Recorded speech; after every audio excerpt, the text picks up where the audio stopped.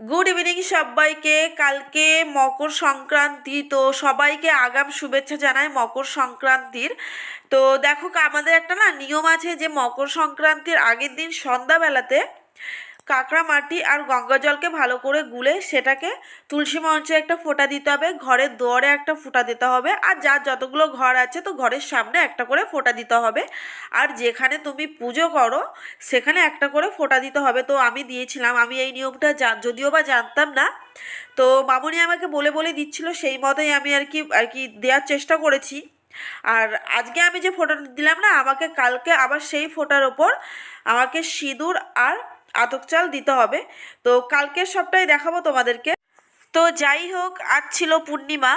তো আমি তো পূর্ণিমাতে বাতাসা ছড়াই, তো কারা কারা পূর্ণিমাতে বাতাসা ছড়াও তো অবশ্যই কমেন্টে জানিও। এদিকে তুলসী মাতাকে আমি ফুলমালা পরিয়ে দিলাম, ধূপধুনো দেওয়া কমপ্লিট হয়ে গেল।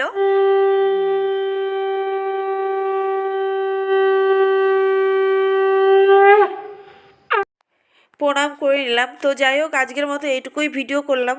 আবার কালকে তোমাদের সাথে দেখা হবে। তো আজকের মতো টাটা বাই, নেক্সট ভিডিও দেখা হচ্ছে।